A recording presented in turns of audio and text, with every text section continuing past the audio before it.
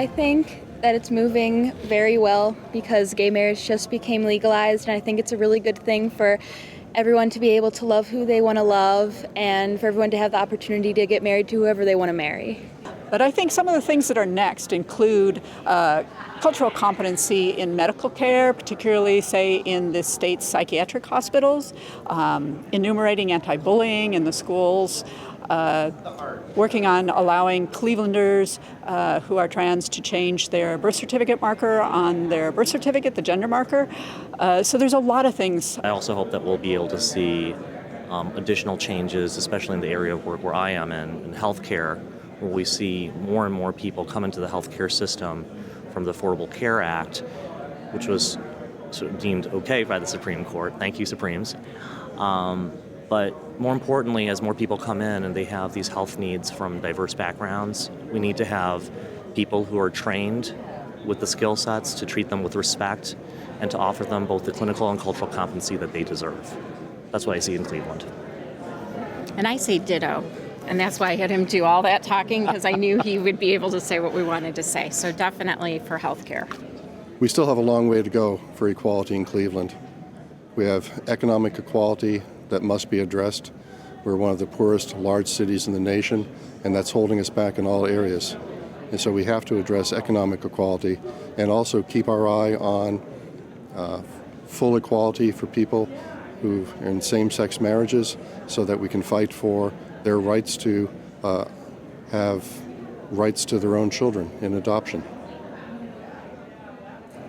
I feel the same way. In fact, I was going to speak about parental rights for marriage equality. It's such an important thing, and we don't want to lose any more families from Ohio because now they should stay here and enjoy their parental rights. I think what's next for equality in Cleveland, from my perspective, is seeing how the Obergefell decision actually functions in the courts.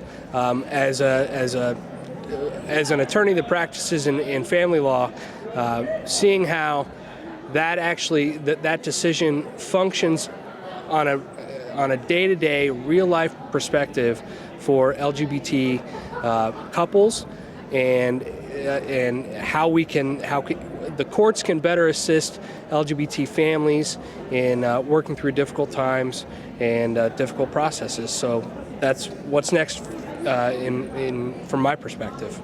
Well, I feel what's next for equality in Cleveland is definitely the opportunity not only for the future of Cleveland, our kids and our young people, but also just for who's here now. It's really the importance of having that equal opportunity for whether it's jobs or marriage or whatever it is. It's just having those opportunities and having the opportunities that many people haven't in the past. And I would say working together as a community to build our neighborhoods stronger, to build sweat equity. I think equality is one thing, but we need to level the playing field. And I think equity, working together, we can build that. I think in Cleveland I'd like to see the same opportunities available for people who live in the inner city as there are for people who live in the suburbs, in terms of education, employment, and in salaries. I'd like to see there wouldn't be any difference. I second that, especially the education piece, because I work with kids. Equality, period. It's not just marriage equality, which has now been passed, but pay equality, gender equality, making sure that women are equal pay. I mean, there's nothing else we can do beyond that right now. Make sure there's no more discrimination against anybody who's GLBTQ, and especially the transgender community needs to be recognized and supported at all costs. I think what's next for equality in Cleveland is political equality and the ability to take oneself out of their own personal biases and start focusing on what's right for the people and what the people of Cleveland really want. I think the other thing that's really important for Equality Ohio to continue working on is education and helping to support changes in attitude. We've had huge successes legally, but we still have little things coming into play, like a state representative close by here wanting to put in that retail shop owners don't need to obey the law, and I think that whatever we can do to help support a change in attitude would be really beneficial from a cultural perspective. You know, laws can change, but it takes a while for the attitudes to come with it. When the Cleveland Foundation decided to be a part of the Gay Games, I was never so proud of my home state, and I continue to tell that story to my friends and family back in Indiana.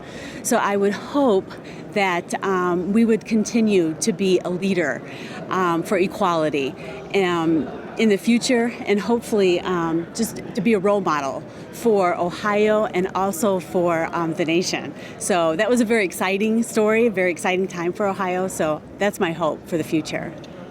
Yeah, I guess I hope that Ohio would not just be a swing state politically, but that we'd be a model state for other states to say we want to be more like that and inclusive for everyone, so that we'd be welcoming and the place that shows other people how to treat people and how to make sure that everyone's welcome. Well, coming off of the fantastically successful Gay Games, thanks to the Cleveland Foundation and many others, I think for me it's what happens to those of us who are post-career in a sense and joining the aging community, and how will that impact our well-being and lifestyles going forward. I think it's very important that we continue to build on this sense of equality even as we go into a time when we may not have the same linkages to jobs or professions, but how do we keep the community strong and vibrant and have the opportunity to maintain our connections as we age. I think it's very important. I've been thinking a lot about Harvey Milk and how much I wished he was here this year, and how he said we have to say who we are.